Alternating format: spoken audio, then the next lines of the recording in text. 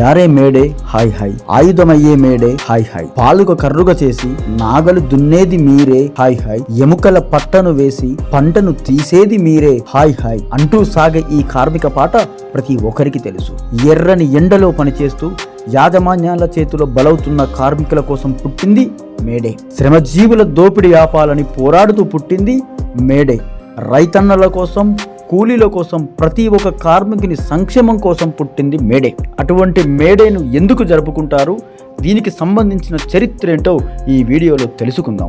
May Day అంటే అంతర్జాతీయ కార్మిక దినోత్సవం. ప్రపంచవ్యాప్తంగా ఈ రోజును కార్మికుల హక్కుల కోసం జరిపిన పోరాటాన్ని గుర్తు చేసుకునేందుకు జరుపుకుంటారు. 19వ శతాబ్దంలో అమెరికాలో కార్మికులతో కంపెనీల యాజమాన్యాలు రోజుకు 12 నుంచి 16 గంటల పాటు పని చేయించుకునేవారు. దీంతో కార్మికులు 8 గంటల పని, 8 గంటల విశ్రాంతి, 8 గంటలు తమ కోసం అనే నినాదంతో ఉద్యమం మొదలుపెట్టారు. మే 1, 1886న అమెరికాలోని చికాగో నగరంలో వేలాది మంది కార్మికులు 8 గంటల పనివేళల కోసం సమ్మె చేశారు. మే 4న హై మార్కెట్ స్క్వేర్ లో జరిగిన ర్యాలీలో బాంబు పేలుడు జరిగింది. పోలీస్ కాల్పులు జరిపారు. అప్పుడు అనేక మంది కార్మికులు మరణించారు.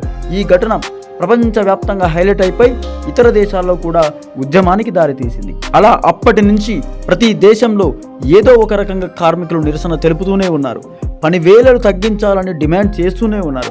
ఈ డిమాండ్ ఊపందుకోవడంతో చివరికి 1889లో అంతర్జాతీయ సోషలిస్ట్ కాంగ్రెస్ మే 1న కార్మిక దినోత్సవంగా ప్రకటించింది.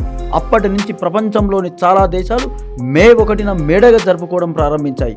మన దేశంలో 1923లో చెన్నైలో మేడే తొలిసారిగా జరుపుకున్నారు. కార్మికులు, ట్రేడ్ యూనియన్లు ఈ రోజున ర్యాలీలు నిర్వహిస్తారు. కార్మికుల హక్కులు నిలబెట్టడం, పని గంటలు, వేతనాలు, ఉద్యోగ భద్రత కోసం పోరాటాన్ని గుర్తు చేయడం ఈ మేడే చేస్తుంది. శ్రమజీవుల గౌరవాన్ని పెంపొందించడం అనేది మేడేను గుర్తు చేస్తుంది. చాలా సింపుల్గా చెప్పాలంటే మేడే అనేది కార్మికుల ఉద్యమ చిహ్నం. మనకు నేడు ఉన్న 8 గంటల పని వ్యవస్థ వెనుక వారి త్యాగాలు ఉన్నాయని గుర్తు చేసుకునే రోజు మేడే. కార్మికుల కోసం పోరాడి అసువులు బాసిన అమరవీరులకు వందనాలు అర్పిస్తూ, కార్మికుల కోసం పోరాడుతున్న వారికి అభినందనలు తెలుపుతూ అందరికీ మేడే శుభాకాంక్షలు. కార్మికుల ఐక్యత వర్ధిల్లాలి.